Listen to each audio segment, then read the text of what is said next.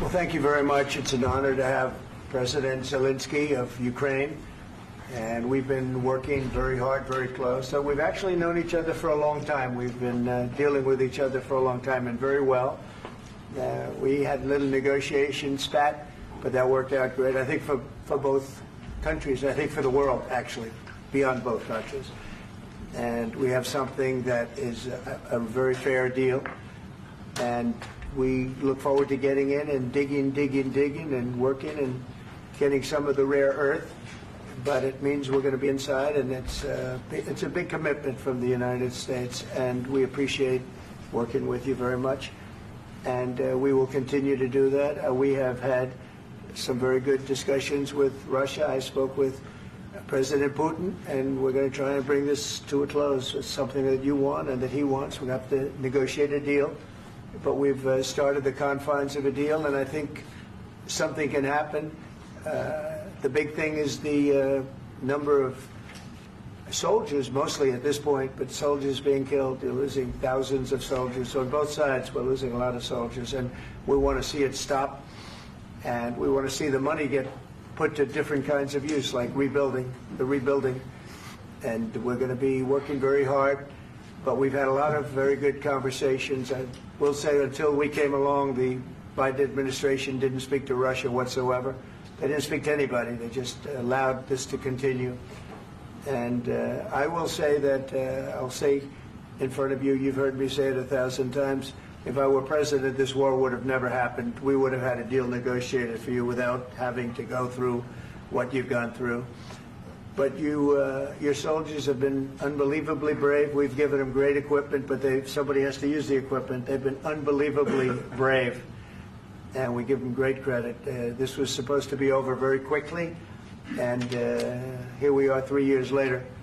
So I give tremendous credit to your generals and your soldiers and yourself, in the sense that it's been very hard fighting, very tough fighting. They're great fighters, and you have to be very proud of them from that standpoint. But now we want to get it over with. It's enough, right? We want to get it over with. So it's an honor to have you here. Thank you very much for coming. We're going to sign the agreement at the conference in the East Room in a little while, right after lunch.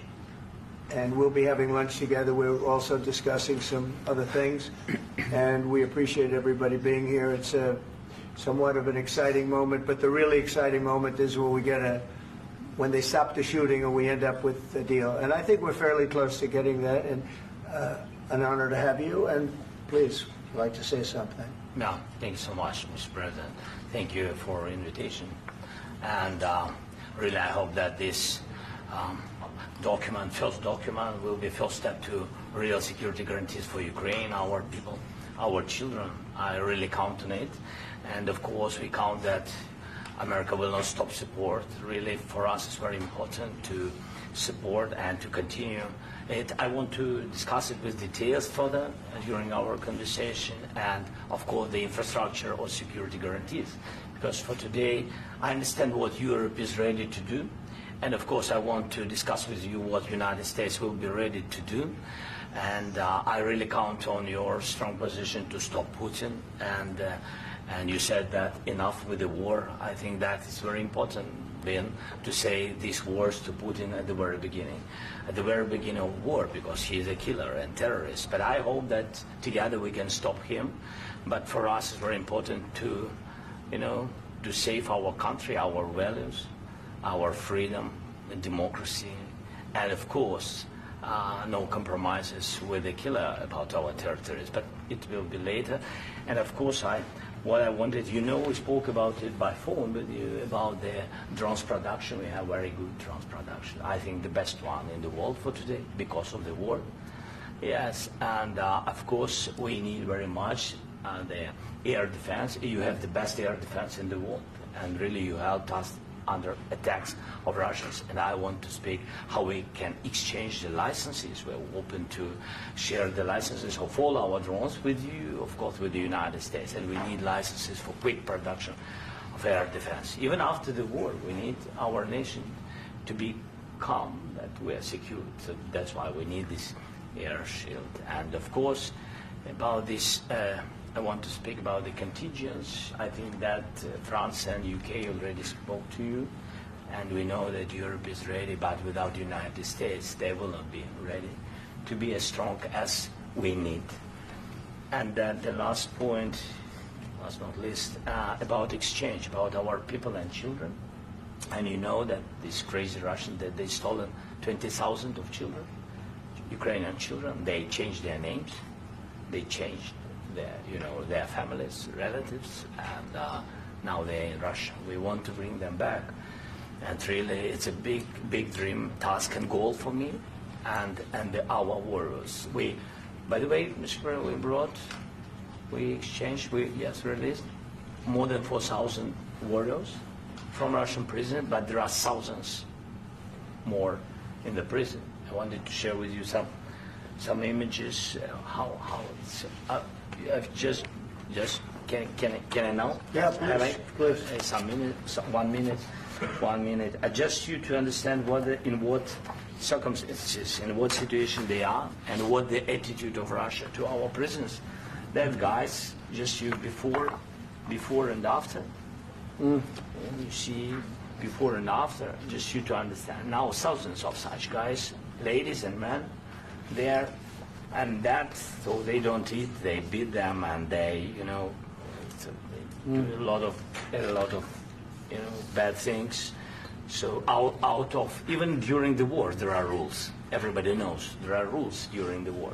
These guys, they don't have any rules. You see that 50, 60 kilograms left, and a lot of such things. And I didn't want to show you what the changes with images of children, because I will just share with you. And I mean, it's looking tragic. Yeah, that's tough stuff. Yeah, I wanted very much to give you, and you see. Yeah.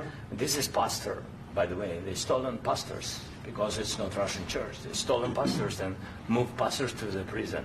At the end of last year, we brought 3 pastors, and we could exchange them. And this is pastor, you see. Yeah, that's tough. Yeah. So I mean, this I wanted to show you, and this. So thank you very much. We want to get that ended, right? Yeah. Of course, we And will. I think we will. And We have to, of course. do you have any questions, please? Thank you, Mr. President. With the, how much money is the U.S. going to put into the fund that is being created today, and how does this provide long-term security for Ukraine? Well, we don't know exactly how much, because we're going to be putting some money in a fund that we're going to get from the raw earth that we're going to be taking and sharing in terms of revenue. So it's going to be a lot of money will be made from the sale and from the use of raw earth. And as you know, our country doesn't have much raw earth. We have a lot of oil and gas, but we don't have a lot of the raw earth. And what we do have is protected by the environmentalists, but that can be unprotected, but still it's not very much. They have among the best in the world in terms of raw earth. So we're going to be using that, using it for all of the things we do, including AI and including weapons and the military, and it's really going to very much satisfy our needs. So it's something that just worked out really well. We have a lot of oil, and we have a lot of gas, we have a lot, but we don't have raw earth. So this has just about every component of the raw earth that we need for computers, for all of the things we do. This puts us in great shape. And on long-term security for Ukraine, how does this provide? I think they're going to have great luck. I think once we make the agreement, that's going to be 95% of it. They're not going to go back to fighting. I've spoken with President Putin, and I feel very strong. I've known him for a long time, and I feel very strongly that they're very serious about it, and we'll make a deal. And when the deal is made, I don't think we talk about security. Everyone's talking about the other day. All they talked about was security. I said, let me make the deal first. I have to make the deal first. I don't worry about security right now. We have to have a deal, because right now, last week, 2,000 soldiers died on both sides. 2,000, and they're losing 1,000, 2,000, 3,000 a week. So as we sit here and we talk, people are getting shot and dying on the battlefield. And, you know, they're not American soldiers, but they're Russian soldiers and they're Ukrainian soldiers, and we want to be able to stop it. And we want to be able also to spend money on other things. We don't want to, this is a tremendous amount of money. And what the Biden administration did was terrible. They were giving money, but they had no security on the money. Europe, as you know, gave much less money, but they had security. It was in the form of a loan. They get their money back, and we didn't. And now, at least we're protected because the American taxpayer has to be protected too. But this is an incredible agreement for Ukraine because we have a big investment in their country now, and what they have, very few people have. And we're able to really go forward with very, very high-tech things and many other things, including weaponry that we're going to use in many locations, but that we need for our country. Mr. President, This allows us to do that. will you continue I'm sorry. sending military aid? Yes, go ahead, please. If I can just yes. In the document, there is one of the very important points. If we speak about business and investment, we never had LNG terminals in Ukraine. This document will open. I mean, the next document, but anyway, here we see in the framework, we see really goodwill for this. LNG terminals for us is very important, and I think for security of European continent. We have the biggest storage, gas storage. We have the biggest in Europe. Yes, yes, and we can use it. Use it for LNG. Use it for LNG, and we will do it. And really, we can help Europe because Europe really helped. President Trump said that they made less support, but they are our friends and they are our very supportive partners. They really gave a lot, Mr. President. They did. They gave a lot, but they gave much less. No. Much less. No. No. No. Okay. Okay.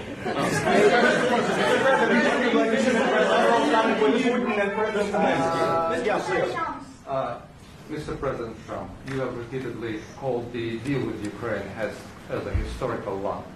And as a President of the United States, you make historical decisions in other issues which affect America and other world.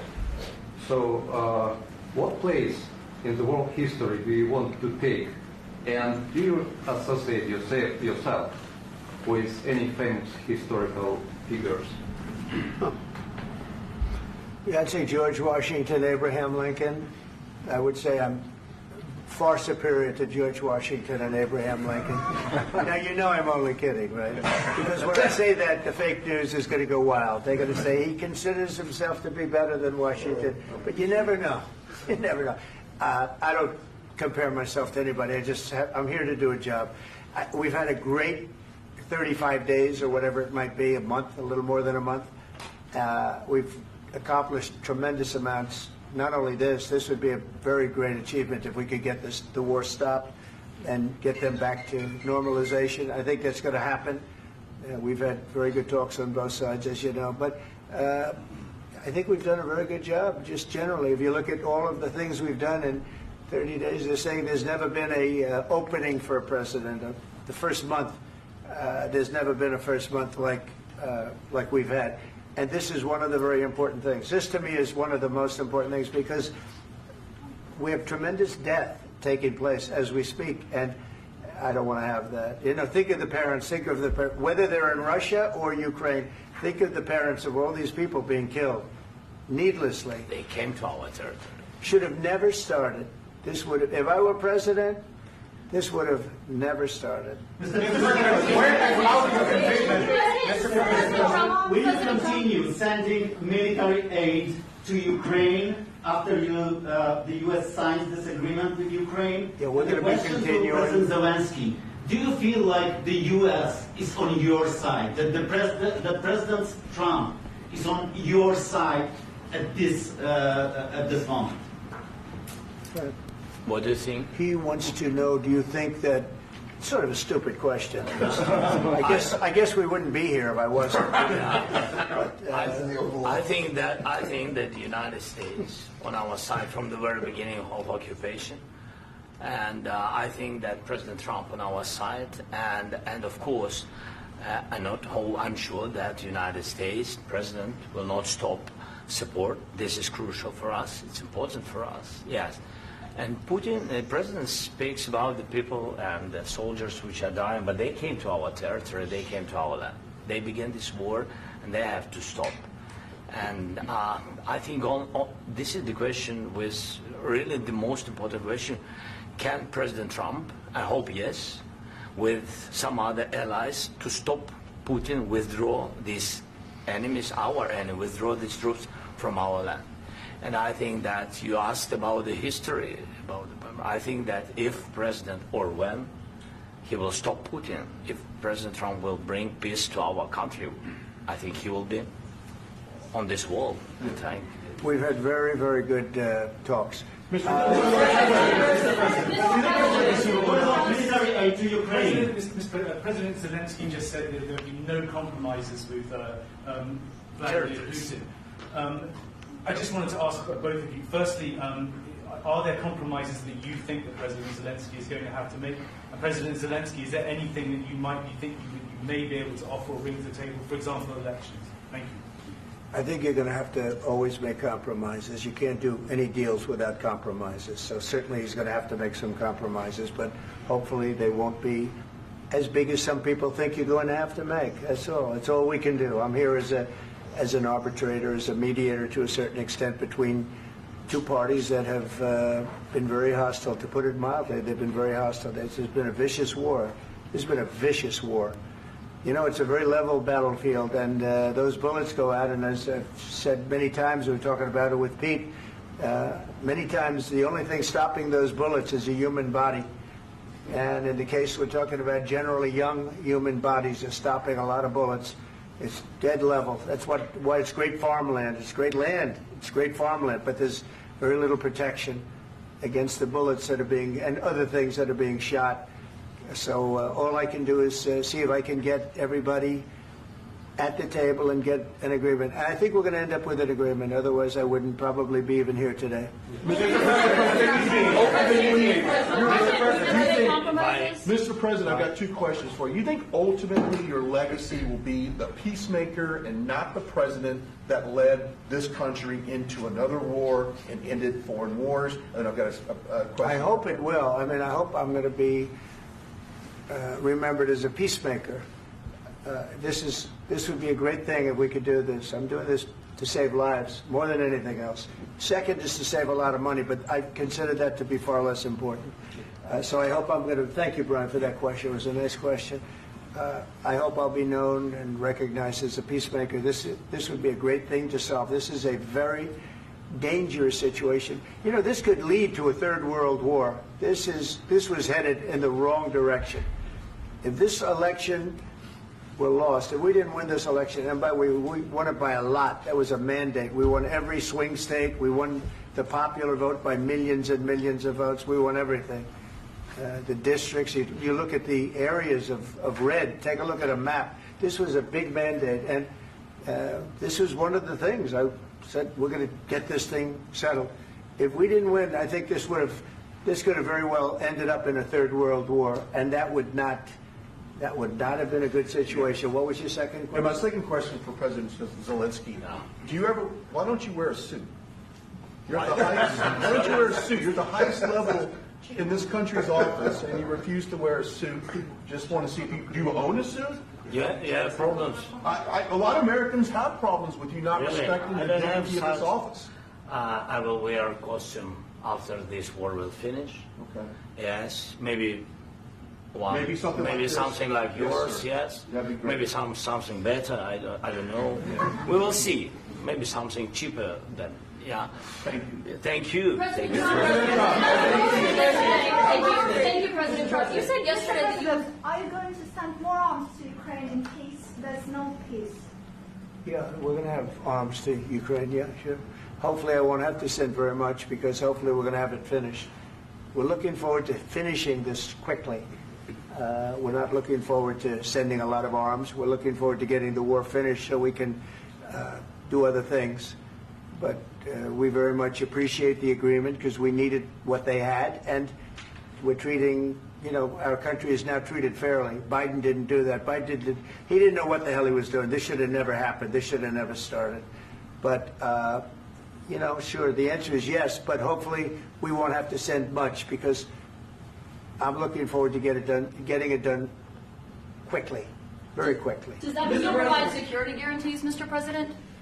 I don't want to talk about security yet because I want to get the deal done. You know, you fall into the same trap like everybody else. A million times you say it over and over.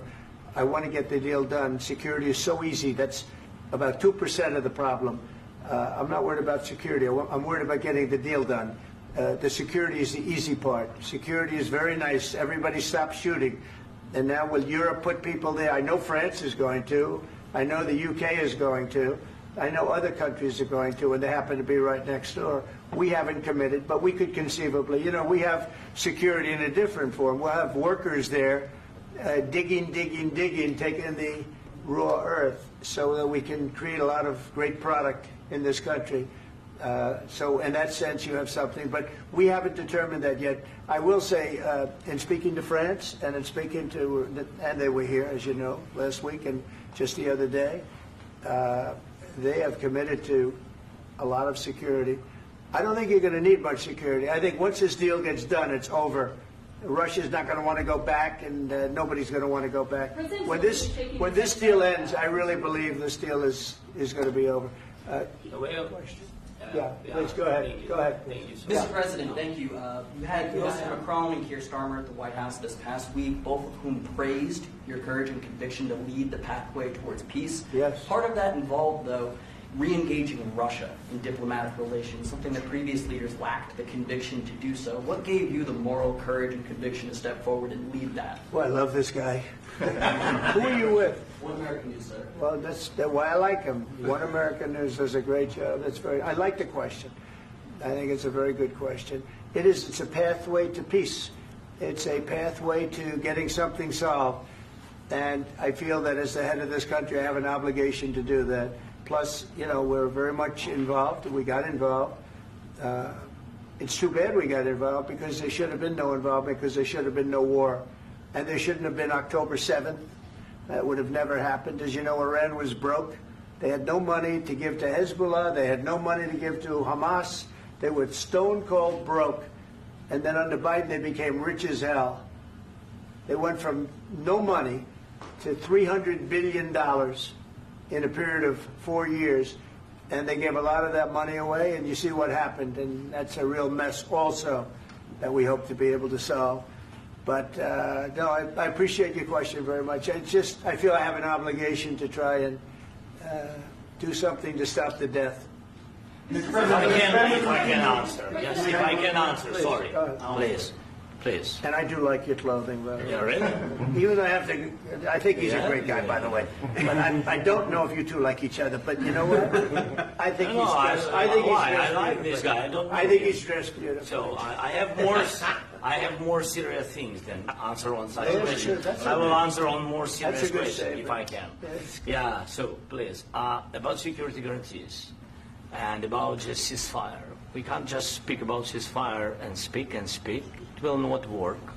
Just ceasefire will never work because I'm like the president. I have this experience, and not only me. Ukraine before my presidency, from the 2014, Putin broken 25 times. 25 times he broken his own signature. 25 times he broken ceasefire. But he never broke to me. He never broke to me. No, you were the president. You were the president during. He never broke to me. In 2016, you've been the president, Mr. President. You've been the president, but he had, of course, not with you, but he had during those periods. He had conversations with our side, and we had Normandy format. You know, the France, Germany, Ukraine, and Russia, and he broken 25 times. That's why we will never accept just ceasefire. It will not work without security guarantees. Security guarantees, maybe President is right about this document and other, but this document is not enough. Strong army is enough because his soldiers afraid, Putin's soldiers afraid of our soldiers when we're strong enough. If we are not strong enough, if we are empty, if our storage is empty, we can't defend our land. Today, you know, he knows that we have, all the world knows that we have meeting, yes? Why he's using ballistic? Putin today using ballistic on our hospitals, schools, and etc. Ballistic. So he knows that we are here and that President Trump is really have goodwill to stop this war. And you hear now the president. So why he's using? So he doesn't want to stop. He doesn't want. But I hope that we will do it. Really, we'll do it. Security. When we speak about security guarantees, when the Europeans are ready for contingents, they need USA backstop. If there will not be United States, we will not never have any contingents, strong contingents from the Europeans, because they don't want to divide alliance, connection between the United States and the main and strongest ally and Europeans. And this is crucial, this is important. That's what we want to speak about very much. This is very important. And air defense. So air defense, really, we have big deficit with all these systems, and we need to provide this. We need it very much. Otherwise, Putin will never stop, and will go further and further. He doesn't want. He hates us, you know? It's not about me. He hates Ukrainians. He thinks that we are not a nation. He thinks, and he shared these thoughts, I think maybe with your team also, I don't know. But with all the Europeans, in media, officially and not, he always said that there is no such country, such nation, such language, and such life like Ukrainian. No, he really doesn't respect all the Ukrainians, and he wants to destroy us. And you are right, Mr. President. That's 2%. This document, maybe other documents, it's a very good start, very good, but it will not enough to stop this person. Should Russia pay to rebuild Ukraine? Mr. President, after these Should Russia pay to rebuild Ukraine? They have to pay. this question. This is the rule. This is the rule of the war. This is the rule of the war. During all the centuries, all the history, this is the rule of the war. Who began, those pay. Do you agree This with is the rule. Putin began this war. He has to pay all money for innovation. He has to pay. Of course, some Russian assets, what we have in Europe, about 300 billion, we can use them. We can use for innovation and buy military support from the United States also. We can do it, but it's not enough. It's not enough.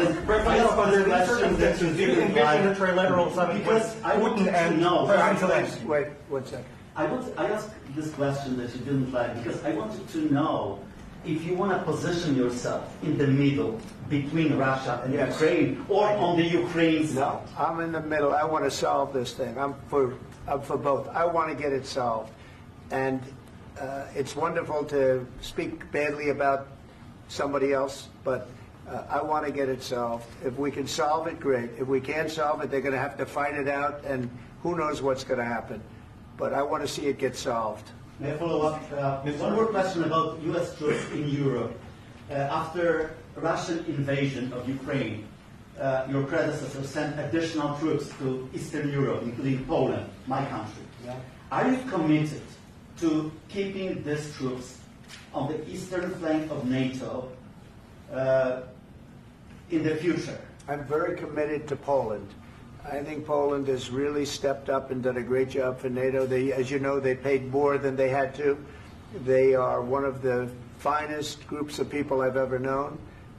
I'm very committed to Poland. What about Baltics? Poland's in a tough neighborhood, you know. What about the Baltics? The Baltics, they got a lot of, it's a tough neighborhood too, but we're committed. We're going to be very committed, and we're committed to NATO. But NATO has to step up, and the Europeans have to step up more than they have. And I want to see them equalize, because they are in for far less than we're in, and they should be at least equal. You understand that? Why is the United States, we have an ocean in between, why is the United States in for so much more money and other things as Europe? With that being said, and as you said, they've also been obviously very helpful, but we have put in far more than they have, and I think they should equalize. Mr. President, Please, go ahead. ask you about the agreement again today. What changed between the first time that Secretary Bessent gave President Zelensky the agreement and today for the signing? We made a deal. So What was the I'm just- deciding factor? I'm a business person. We made a deal. That's what changed. Along with minerals, I didn't think we were going to make a deal, and We ended up making the deal, so that changed. Mr. President, what and how do you envision a trilateral summit with President Zelenski and Putin? I don't know, under but these well, they circumstances? don't like each other, I can tell you that. They do not like each other. This is not a love match, and it's unfortunate. That's why you're in this situation. The United States should not have allowed this to happen, okay? The United States, run by a man that didn't know much, I'm going to be very nice, run by an incompetent person, very incompetent person, should never have allowed this to happen. I've stopped wars. I've stopped many wars. My people will tell you, I stopped wars that nobody ever heard about. I stopped wars before they ever started. You can look at some of, I could give you a lot of nations that would tell you right now they were probably going to war. I could tell you right now there's a nation thinking about going to war on something that nobody in this room has ever even heard about. Two smaller nations, but big, still big. And I think I've stopped it. But this should have never happened. Sorry, just a second. About any negotiations. First of all, I want really to tell you, and I think that everybody understands that Ukraine, modern Ukrainians, nobody wants to stop this war. But at the future, any negotiations, it's understandable that two sides of the war, not Russia and the United States, because this is not the war between Russia and the United States. This is war of Russia against Ukraine and Ukrainian people. So these two sides will be at the will be at the negotiation table. Then of course United States, like the strongest partner of the Ukraine, and of course Europe. I think Europe is very important. I want to speak about it with the President. Yes, Europe is very important for us because we really defend Europe for today. All Europeans really recognize that we are defending line and they have real life and our people are dying. That's why they helped us. And also it's about the NATO. Yes, between, like the President said, you have big, nice ocean. Yes, between us. But if we will not stay, Russia will go further to Baltics and to Poland, by the way. But first to the Baltics. It's understandable for them because they've been in the USSR. You know, they've been one of the republics of the USSR, and Putin wants to bring them back to his empire. It's a fact. And when he will go there, if we will not stay, you will fight. Your American soldiers, it doesn't matter, do you have ocean or not, your soldiers will fight. Mr. President, would you be willing to visit Ukraine, maybe Kiev or Odessa, which is known to be a third year of Black Sea? It was my question. I'm sorry. I don't want to talk about Odessa now. Let's not talk about Odessa. I want to talk about making a deal, getting peace. We don't have to talk about Odessa, but a lot of cities have been destroyed. A lot of cities that are not recognizable. There's not a building standing. No. And a lot of things have Mr. President, you have to come and to look. No. We have very good cities. Yes, a lot of things have been destroyed, but mostly cities alive, and people work, and children go to school. Sometimes it's very difficult. Sometimes closer to front line, children have to go to underground schools or online, but we live. Ukraine is fighting, and Ukraine lives. This is very important. And maybe it's Putin is sharing this information that he destroyed us. No, he lost 700,000 people, 700,000 soldiers. He lost everything. Yes. So. Mr. President, one more. I mentioned Poland. Please, go ahead. When did you last speak with President Putin, and what did he say? A couple of days ago. And what did he tell you that gave you the assurance that he wanted peace? Well, that's what I do. My whole life is deals. I know pretty good. And I've known him for a long time. I've dealt with him for a long time. He had to suffer through the Russia hoax. You know, Russia was a hoax. It was all Biden. It was nothing to do with him. So he had to suffer through that, and he was able to do that. I think that he wants to make a deal, and he'd like to see it end. That's all I do. That's what I do. My whole life, that's what I do is make deals. And I'm in the middle of a mess because this is a real mess. It's a very dangerous one. If this doesn't get solved now, it's not going to get solved for a long time. So I hope we're going to get it solved. In the back, please. Thank you, Mr. President. Prime Minister Starmer claimed repeatedly that his government believes in free speech and was not engaged in censorship. But his country's government arrests people for memes and thought crimes, and even more worrisome is pressuring American companies to censor Americans on his behalf. How can he be a reliable, trustworthy partner when he says things that are demonstrably false on such an important topic? Well, we actually spoke to him about that yesterday, and we thought they took it very, very much too far. JD was very strong on it. So was I. So was Marco. And we've been speaking to him about it. Marco, would you like to say something about that? We have concerns, obviously, with the conduct of those, particularly as it impacts Americans. And there's real concern that American speech, which is online, could fall into the hands of British or any country's jurisdiction. And so this is a point the Vice President made of Munich, and I think it's a very compelling one, that what unites us with Europe, as much as anything else, is these shared values, and one of them being free speech. And so if Americans are threatened by it, we're going to need to take action in that regard. Mr. President. It's actually a very important question. We spoke about this in detail with the Prime Minister, the Foreign Secretary, and others at lunch yesterday, and I know that Secretary of Commerce Lutnick followed up in private meetings last night. This is really important. We believe Americans have the right to speak their mind, even if we in this room disagree with them. They have the right to speak their mind in the public square, which is often online these days.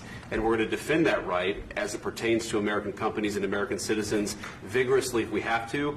I do think that under the President's leadership, we're going to find common ground with our friends in the UK on this question, but it remains to be seen. The principle that will guide us is we believe in free speech in this country, and we'll fight for it for American citizens. Mr. President, on the deal, is there any other oil and gas component to the deal? Is it all critical? A little bit. We'll see. On LNG? But we're not really looking for that so much. We got a lot. We have more than anybody in the world, by far. So no, we're not talking about it too much, but a little bit. I think it affects also, but for the most part, no.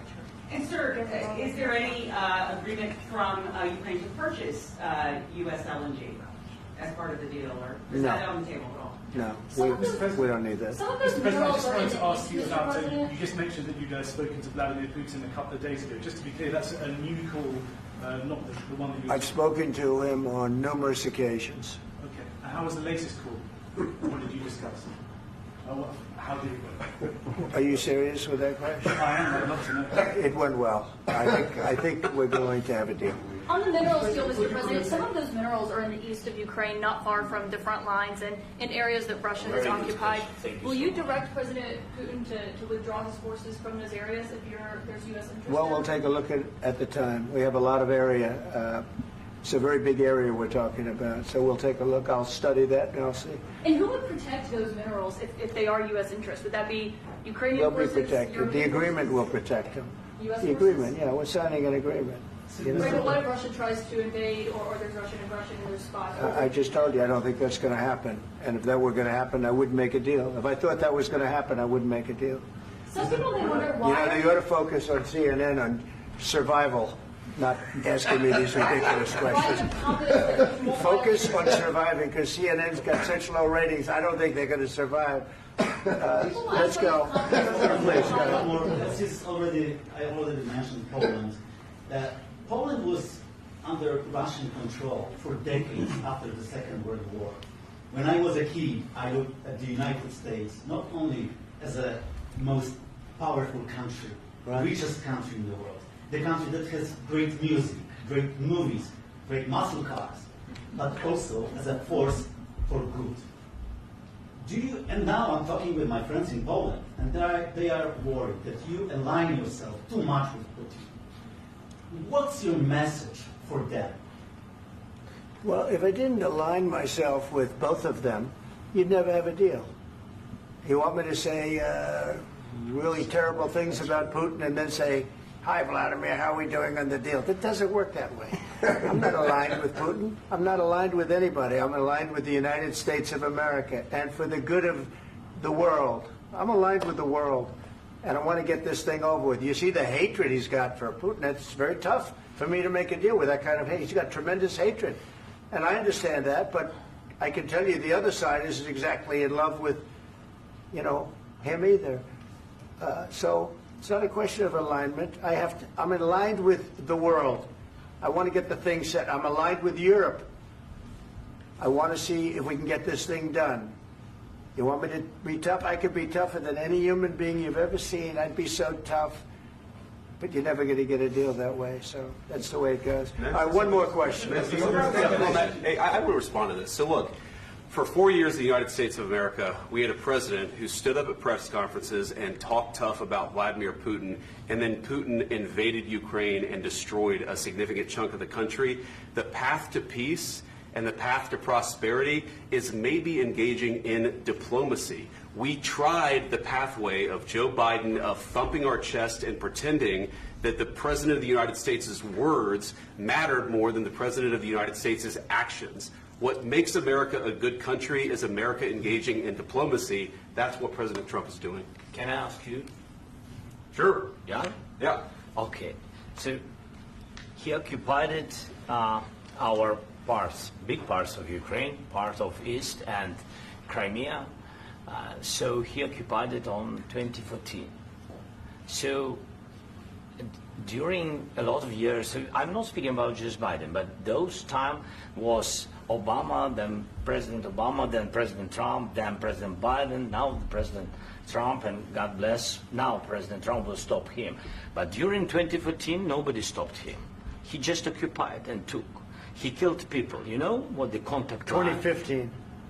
2014 2014. and 2014. 2014. Yeah. So I was not here. Yeah, but That's exactly right. Yes, but during 2014 till 2022, yeah, the situation the same. The people have been dying on the contact line. Nobody stopped him. You know that we had conversations with him, a lot of conversations, my bilateral conversation, and we signed with him. Me, like a new president. In 2019, I signed with him the deal. I signed with him, Macron and Merkel, we signed ceasefire. Ceasefire. All of them told me that he will never go. We signed him with gas contract. Gas contract. Yes, but after that, he broken this ceasefire. He killed our people and he didn't exchange prisoners. We signed the exchange of prisoners, but he didn't do it. What kind of diplomacy, JD, you are speaking about? What do you mean? I'm talking about the kind of diplomacy that's going to end the destruction of your country. Yes, but if you Mr. President, with respect, I think it's disrespectful for you to come into the Oval Office and try to litigate this in front of the American media. Right now, you guys are going around and forcing conscripts to the front lines because you have manpower problems. You should be thanking the President for trying to bring it into this conflict. Have you ever been to Ukraine that you say what problems we have? I have been to. Come once. I've actually watched and seen the stories, and I know what happens is you bring people, you bring them on a propaganda tour, Mr. President. Do you disagree that you've had problems bringing people into your military? And do you think that it's respectful to come to the Oval Office of the United States of America and attack the administration that is trying to prevent the destruction of your country? A lot of questions. Let's start from the beginning. Sure. First of all, during the war, everybody has problems. Even you, but you have nice ocean and don't feel now, but you will feel it in the future. God bless. You don't know that. God bless. You don't God know bless. that. You will not have the war. Don't tell us what we're going to feel. We're trying to solve a problem. Don't tell us what we're going to feel. I'm not telling you. Because I'm you're in no answering on this position to question. dictate that. That's Remember exactly what this. you're doing. You're in no position to dictate what we're going to feel. You We're going to feel very you will good. Feel influenced. We're going to feel very I'm good and telling very you, strong. You will feel influenced. You're right now not in a very good position. You've allowed From the yourself very- to be in a from very the bad very position, beginning and he of the happens war. to be right about From it. the very beginning of the war. You're not in a Mr. good Brown, position. I You don't was have the saying- cards right now.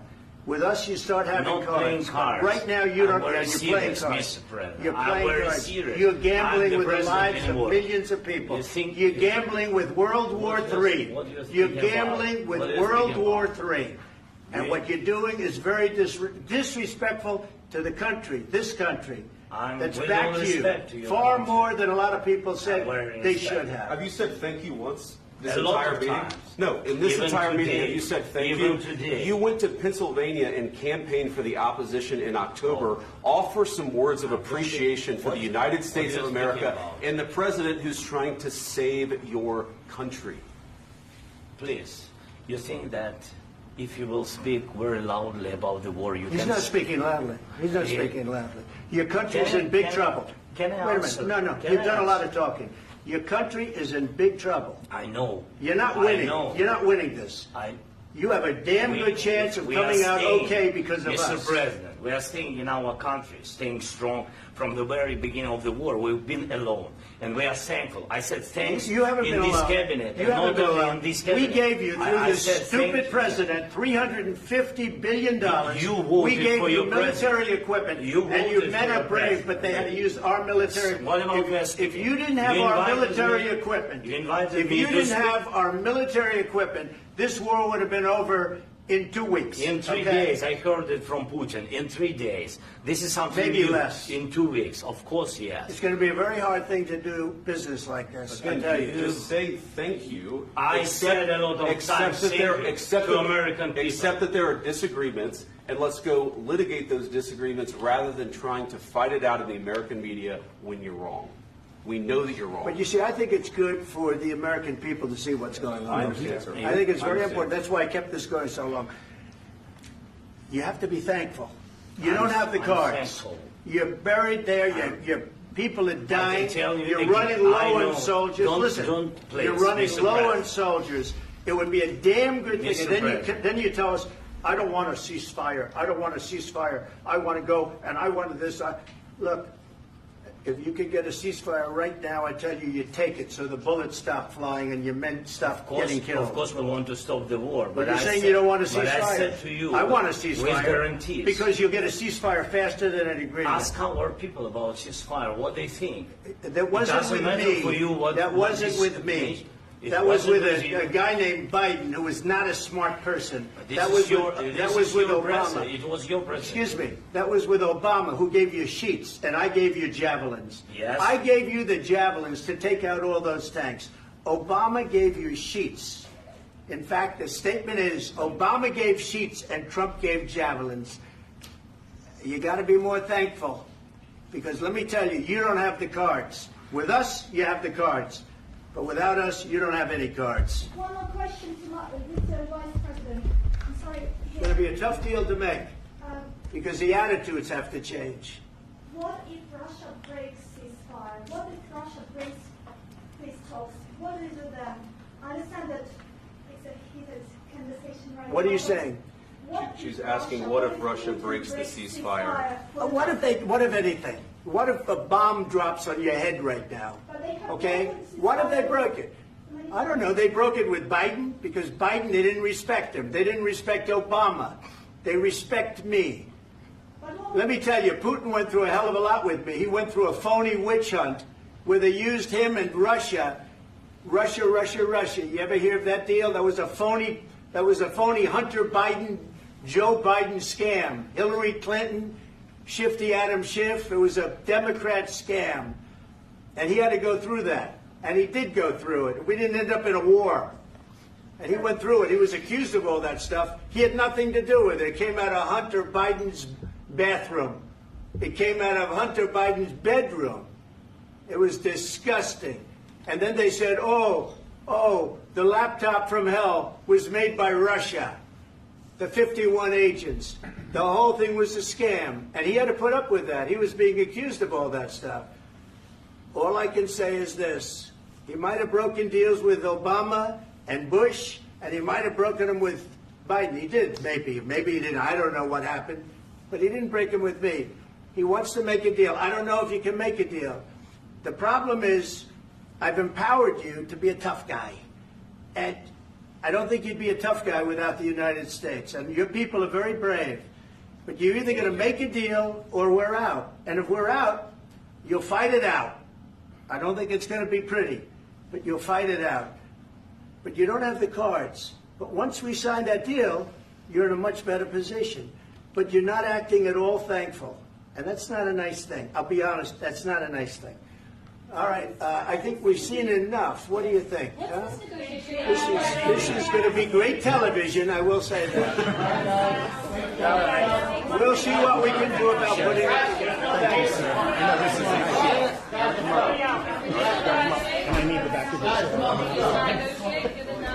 We'll see. I don't know. All right, guys, come on. Wait, Hey,